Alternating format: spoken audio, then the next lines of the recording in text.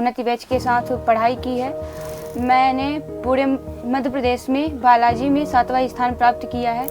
जब भी हम 12वीं में आते हैं तो एक बड़ी सी प्लानिंग करते हैं पूरे साल भर की।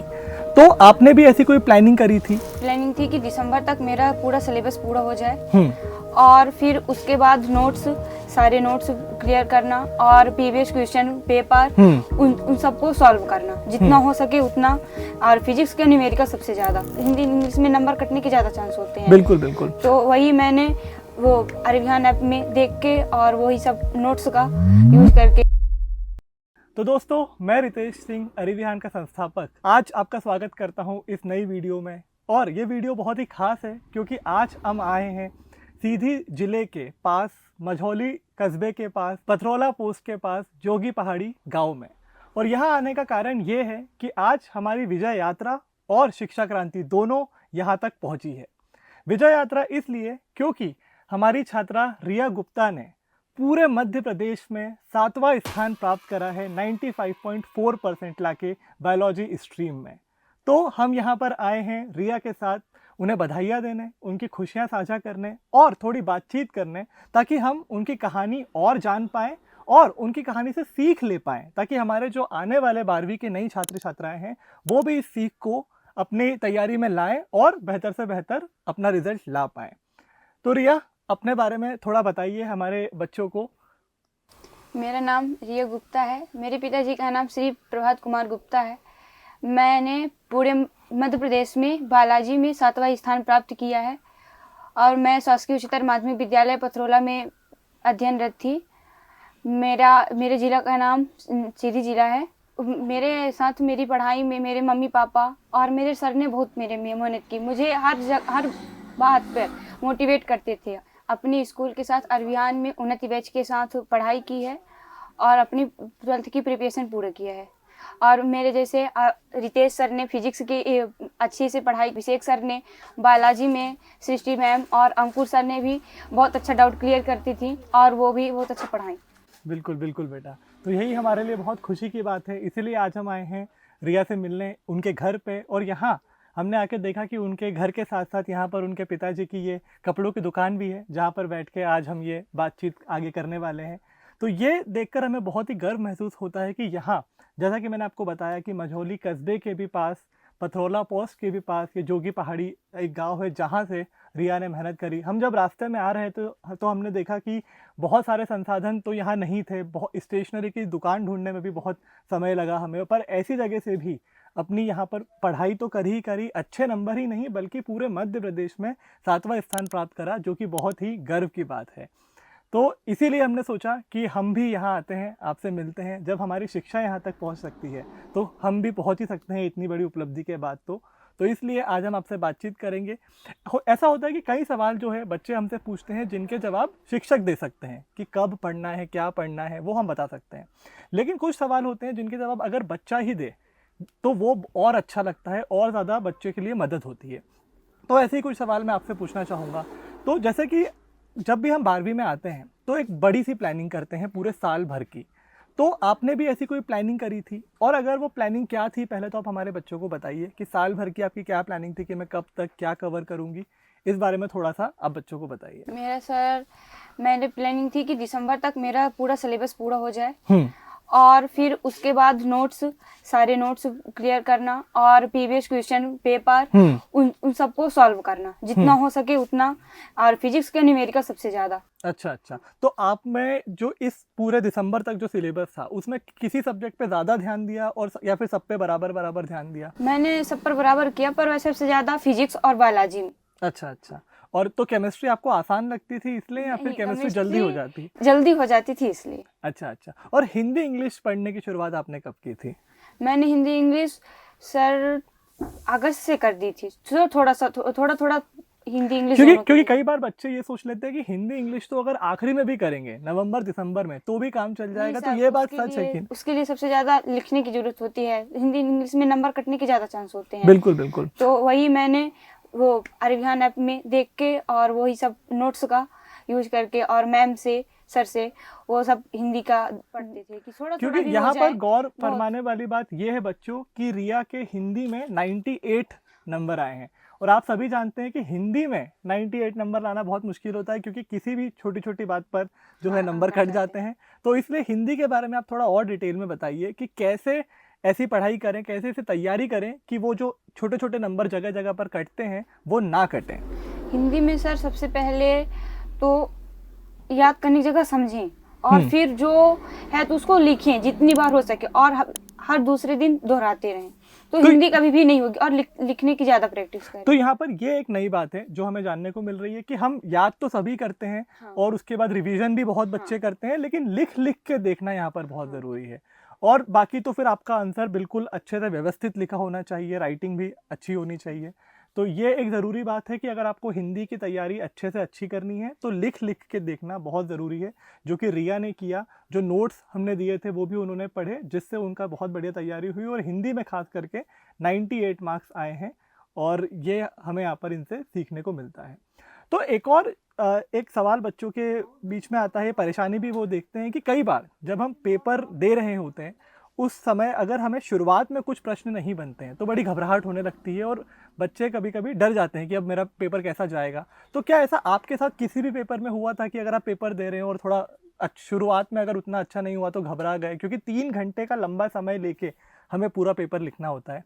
तो आपका ऐसा कुछ किस्सा है? नहीं सर, मेरा ऐसा कुछ नहीं था। मैं सबसे पहले पूरा पेपर पढ़ती थी, और जो प्रश्न ऐसा था कि मेरे से क्लियर बन जाएगा उन्हें पहले करती थी, और जो नहीं बनेगा उनमें टिक कर लेती, फिर उन्हें लास्ट में करती थी। तो कई बार बच्चे ये भी सवाल उनके मन में आता है कि ऐसे आगे पीछे आंसर लिख सकते हैं कि नहीं बोर्ड एग्जाम। यहाँ हमें जानने को मिला है कि रिया ने अपने जो पहले जो अच्छे सवाल जिनके जवाब उन्हें आते थे उन्होंने पहले लिखा, ताकि चेक करने वाले को भी उसमें देखने को मिल जाता है कि हाँ ये बच्चा अच्छा है, तो वो उसी फ्लो में फिर आपकी कॉपी चेक करते हैं।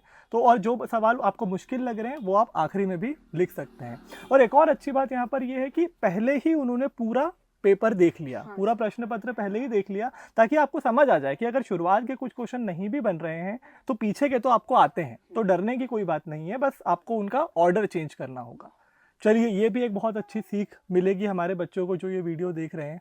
इसके बाद अब आते हैं आपकी थोड़ी सी पर्सनल ज़िंदगी के बारे में, कि ये जो आपने इतनी निरंतर मेहनत करी है इसकी प्रेरणा आपको कहाँ से मिली? क्योंकि 1 साल का जो समय होता है जिसमें हमें 12वीं की तैयारी करनी होती है, ये बहुत लंबा समय होता है। हर महीने, हर हफ्ते, हर दिन इतनी मेहनत करते रहना कि आखिरकार ऐसी सफलता मिले, तो इसकी प्रेरणा आपको कैसे मिली? प्रेरणा सर मम्मी पापा को काम देखते हुए, कि वो जब कुछ भी हो इतने मेहनत करते थे, और हम जो बोलते थे तो सब कुछ लाके देते थे पढ़ाई के लिए। वो हर काम के पहले हमारी पढ़ाई रखते थे। और ऐसे ही मेरे सर थे, वो हम हर बार मुझे मोटिवेट करते थे कि पढ़ो, अच्छे से कर सकती हो तुम। मेरे से ज्यादा तो सर को विश्वास था कि मैं कर लूंगी, मेरे मम्मी पापा को ज्यादा विश्वास था कि मैं कर लूंगी। और वही सर, जब कुछ क्वेश्चन स्कूल में भी डाउट होता था तो वो पहले से स्कूल में बुला लिया करते थे सारे बच्चों को कि वो करो। अच्छा। एक्स्ट्रा क्लास भी लगवाते थे कि जिससे बच्चे वो हो जाएं। तो ये तो हमें हर टॉपर की कहानी में जानने को मिलता ही है कि जो माता पिता होते हैं उनका एक बहुत बड़ा रोल होता है, वही सबसे बड़े स्तंभ होते हैं। और यहाँ भी हमें वो जानने को मिला। और मैंने तो यहाँ पर रिया के पिताजी से खुद भी बात करी, और मुझे ये देखने को मिला है कि उनकी जो सोच है वो बहुत ही अच्छी है। उनका जो पढ़ाई पर विश्वास है वो उन्होंने अपने सभी बच्चे को दिया है, जिसके कारण रिया को ये प्रेरणा मिलती रही साल भर कि वो लगातार पढ़ती रहे, और लगातार पढ़ने के कारण ही उनकी आज ये सफलता मैंने मिली तो 10वीं में बहुत कोशिश की थी सर। वो 10वीं में भी मेरा 90.4 आया था। हाँ। पर उसमें थोड़ा सा गणित की कॉपी गलत चेक हो गई थी। अच्छा। तो थोड़ा सा नंबर कम हो गया। बिल्कुल ऐसा होता है। हालांकि 90% भी कोई कम नहीं थे, वो 92% भी कोई कम नहीं थे, वो भी बहुत अच्छे थे। पर बहुत खुशी की बात है कि आपने उसको भी और बेहतर करके अभी 95.4% ले आए हैं आप। बहुत ही बढ़िया बात है। टीचर ने समझाया कि अभी इससे भी अच्छा कर सकती हो। बिल्कुल। और अच्छी बात ये है कि ये भी कोई अंत नहीं है, ये भी अभी एक नई शुरुआत ही है। यहाँ से भी आपने जो अपना एक स्तर बनाया है इसको और ऊपर लेके जाना है। अभी जैसा कि हमने बातचीत में जाना कि रिया को इसके आगे नीट की तैयारी करनी है और रिया डॉक्टर बनना चाहती है, तो उस तैयारी में भी आपको इस स्तर को और बढ़ाते जाना है।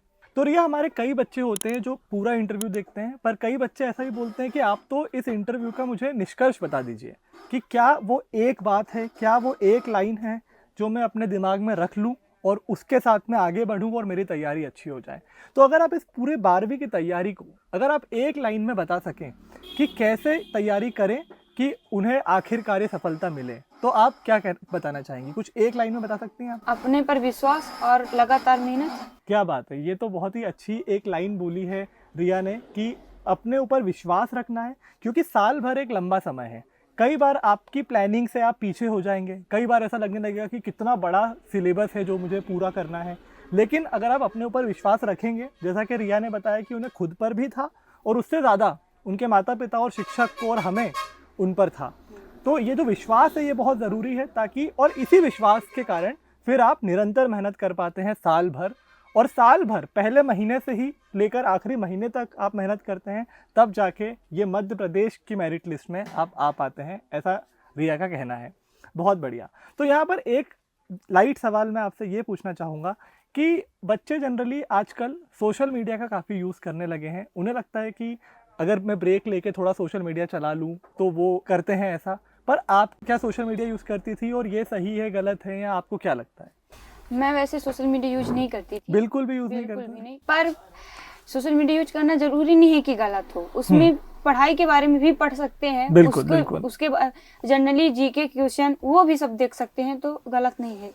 सही है, सही। तो रिया का कहना है कि वो खुद तो नहीं करती थी, लेकिन अगर आप देख रहे हैं तो वो उतनी गलत बात नहीं है अगर आप अच्छी चीज़ें देख रहे हैं। जैसे अरिविहान का यूट्यूब चैनल, हाँ। जहाँ पर इतने सारे लेक्चर्स हमने डाल रखे हैं, नोट्स भी हम डालते हैं, तो अगर आप यूट्यूब पे आकर अगर आप पढ़ाई कर रहे हैं तो वो भी आपके लिए बहुत फ़ायदेमंद हो सकता है, क्योंकि रिया को भी सबसे पहले अरिविहान के बारे में यूट्यूब से ही जानने को मिला था। तो उन्होंने यूट्यूब चलाया, अरिविहान के बारे में जाना और फिर हम उनकी भी मदद कर पाए। ठीक है रिया, तो बहुत ही खुशी हुई आपसे मिलकर, आपके पिताजी से मिलकर और जानकर कि उनकी पढ़ाई को लेकर कितनी अच्छी सोच है। हमने जाना कि रिया की जो बड़ी बहन है वो भी पढ़ाई में बहुत अच्छी थी, उनके भी 12वीं में बहुत अच्छे नंबर थे, और उनका छोटा भाई भी ये इनका कहना है कि इनसे भी होशियार है और अगले साल शायद हमें उनका इंटरव्यू लेने फिर यहाँ पर आना पड़ जाए। तो बहुत अच्छा लगा यहाँ पर आकर, आपने अपने पूरे गाँव जोगी पहाड़ी का, पथरौला का, मझौली का, सीधी का, सबका नाम रोशन कर दिया है, क्योंकि हर जगह अब लिखा जाएगा कि 7वां स्थान जो है वो रिया गुप्ता का है, और उसके आगे ये गांव का नाम, ये शहर का नाम ज़रूर लिखा होगा। तो बहुत ही बढ़िया, रिया से मिलकर मुझे भी बहुत प्रेरणा मिली कि हमें लगातार मेहनत करनी होती है, और मुझे पक्का पता है कि ये बातचीत देखने के बाद हर लड़की रिया दीदी जैसा बनना चाहेगी, और वो बनेगी तो ये बहुत ही गर्व की बात है हम सभी के लिए। तो बहुत बहुत धन्यवाद दोस्तों अंत तक ये वीडियो देखने के लिए, और जैसा कि मैं कहता हूँ, पढ़ते रहिए। अब हमें रिया की तरह अपने माता पिता का सम्मान बढ़ाना है, अपना भविष्य बदलना है, और जब हम सब अपना भविष्य बदलेंगे तो हमारा प्रदेश भी अपने आप आगे बढ़ जाएगा। धन्यवाद दोस्तों। MP बोर्ड 2026 में टॉप करने के लिए अभी डाउनलोड करें अरिविहान ऐप। बैच से जुड़ने या जानकारी के लिए कॉल करें 8305351495।